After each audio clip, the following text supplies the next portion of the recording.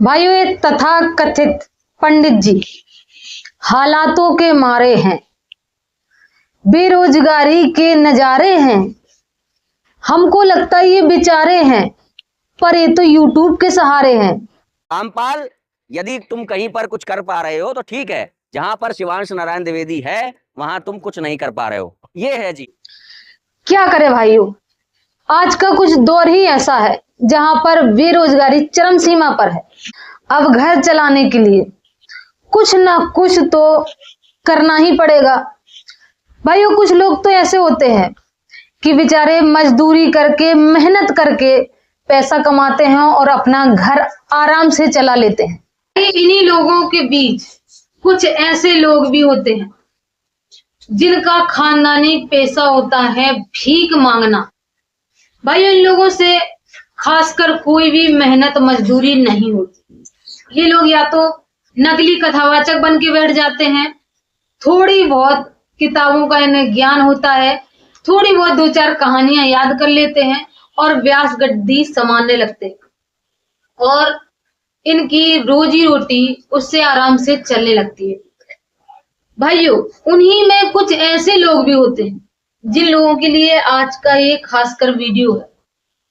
भाई, वो लोग, इनको ना तो कोई कथा करना आता है, ना ही इनको किसी प्रकार का कोई ज्ञान होता है शास्त्रों का, लेकिन ये देखते हैं कि अब हमें कोई नौकरी धंधा या कोई मेहनत मजदूरी तो हमसे होगी नहीं, अब हम क्या करें।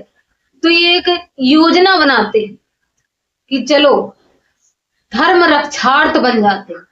हिंदू धर्म के लोग बहुत ही सीधे साधे और भोले भाले होते हैं, जो इंसान जो कह देता है वही मान लेते हैं, उसी चीज का फायदा उठाने लगे ये लोग। भाइयों, अभी शख्स देखिए, ये शख्स लखनऊ की सरजमी पे खड़ा होकर समस्त हिंदू धर्म के लोगों को किस तरीके से बोल रहा है कि तुम हिंदुओं नपुंसक हो, कि तुम हिंदुओं नपुंसक हो। हिंदू धर्म के अंदर कौन लोग आते हैं? एसटी वर्ग के लोग, एससी वर्ग के लोग, ओबीसी वर्ग के लोग और जनरल कैटेगरी के लोग। तो भाइयों, एक तरफ तो ये समस्त हिंदू धर्म के लोगों को ना दोष ये ठहराते हैं और दूसरी तरफ ये उन्हीं हिंदुओं के रक्षक बनते हैं। एक यूट्यूब चैनल बनाते हैं हिंदू धर्म रक्षार्थ के नाम से और ये दावा करते हैं कि मैं हिंदू धर्म की रक्षा कर रहा हूं, मुझे मोटा मोटा दान दो। सबसे बड़ी चीज यहाँ पर इनका मकसद यही होता है कि इनको मोटा मोटा दान मिले। भाइयों, इनके डिस्क्रिप्शन बॉक्स में आप देख सकते हैं क्यूआर कोड लगा होता है, अकाउंट नंबर लगा होता है, ये दान मांगते हैं। भाइयों, इनका शुरू से एक ही मकसद होता है कि आपस में लोगों को भड़का कर, लोगों को भटका कर, लोगों को बहला फुसला कर आपस में लड़ा दो और इनकी बस दुकानदारी ठीक से चलती रहे। यही मकसद लेकर ये फिर से मैदान में उतरे।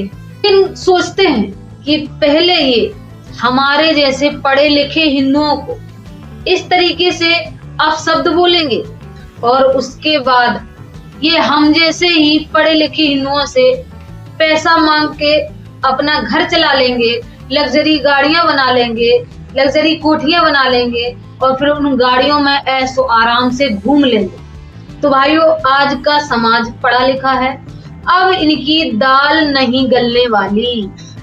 भाइयों, यहाँ पर एक सवाल उठता है, क्या हिंदुओं का भगवान रक्षा नहीं कर पा रहे हैं? क्या हिंदुओं की सरकार रक्षा नहीं कर पा रही है? क्या हिंदुओं की कानून रक्षा नहीं कर पा रहा है, जो इनके जैसे लोगों की जरूरत पड़ रही है? कमेंट बॉक्स में अवश्य बताएं कि आप किससे अपनी रक्षा करवाना चाहते हैं, भगवान से, कानून से, सरकारों से या इनके जैसे लोगों से।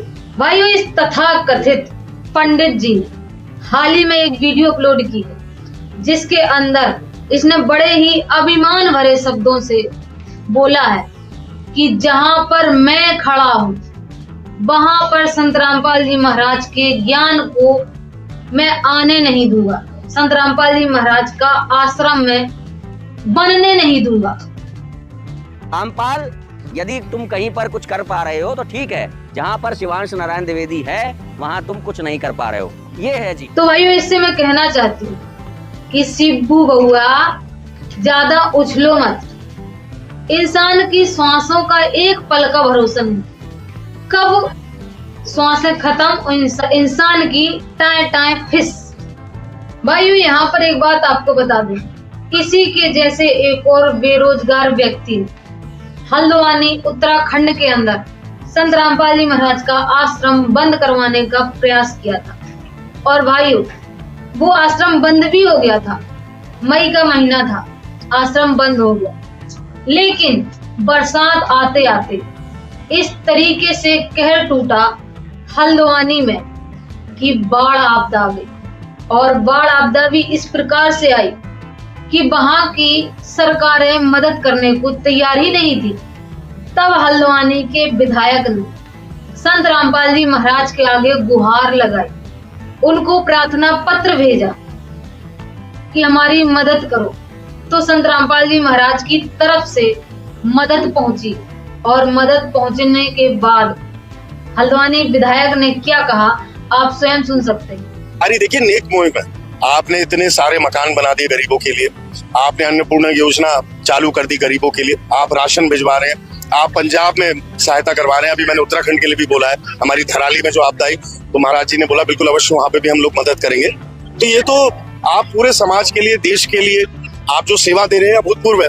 मैं आप सबको, संस्था को बधाई देता हूं। जो काम सरकार ने करना चाहिए वो लोग आप कर, ये बहुत बड़ी बात है। तभी मैं कह रहा हूँ, सरकार में तो जो लोग हैं, हम लोग अगर हम कुछ करते भी हैं तो हमारा उसमें निजी स्वार्थ हमेशा होता है कि हमें वोट मिल जाए या ताकत मिल जाए। लेकिन यहाँ तो आप लोगों को ताकत दे रहे हो, आप लोगों का सहयोग कर रहे हो, आप लोग को शिक्षा दे रहे हो, आप लोग का इलाज करा रहे हो, तो इससे बड़ा आशीर्वाद क्या हो सकता है। भाई, हल्द्वानी विधायक के ही जब बोल इस तरीके के हैं कि उनकी वाणी में संत रामपाल जी महाराज का धन्यवाद और संत रामपाल जी महाराज का जय जयकार है, तो फिर ये छोटा मोटा सा एक पिद्दी भर का हिमांशु जोशी चीज ही क्या है, क्या होना था। संत रामपाल जी महाराज का आश्रम चंद ही महीनों के अंदर वापस आ गया और फिर से वहां पर सत्संग चालू हो गए। क्योंकि भाइयों, संत रामपाल जी महाराज का ज्ञान एक चलती हुई ट्रेन के तरीके है, इसको रोकने वाला अंधा गधा है, इसको कोई नहीं रोक सकता। और वही गलती आज ये पुच्छल भात कर रहा है। भाइयों, ये भी उसी अंधे गधे की तरीके साफ होने वाला है। और वैसे भी भाइयों, बेचारे शिबू बाबा की वीडियो तो चल नहीं रही है, तो क्या करे बाबा, सिद्धू बाबा कहीं से मेहनत मजदूरी या कुछ करना धरना सीख लो। क्योंकि संत रामपाल जी महाराज का ज्ञान जिस तरीके से उफान मार रहा है ना, जिस तरीके से लोग दौड़ दौड़ के जुड़ रहे हैं उनका सत्य ज्ञान समझ के, तुम्हारे जैसे लोगों की तो रोजी रोटी चलना भी मुश्किल होने वाली है आगे। कोई नहीं तुम्हें अब दान देने वाला, चाहे क्यूआर कोड दिखाओ, चाहे अकाउंट नंबर दिखाओ,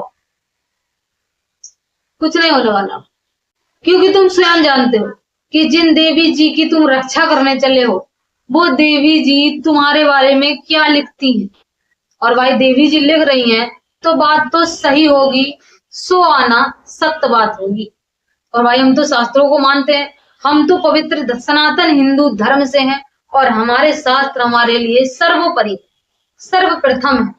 भाइयों, आप सभी लोगों से निवेदन है, अगर आप फिर से गुलामी की जंजीरों में जकड़ना नहीं चाहते हैं तो ऐसे लोगों को कतई दान ना दें जो धर्म के नाम पर लोगों को भड़काते हैं, लोगों को भटकाते हैं, लोगों को बरगलाते हैं।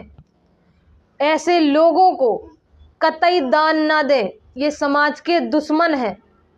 मिलेंगे नेक्स्ट वीडियो में, तब तक के लिए सत साहिब।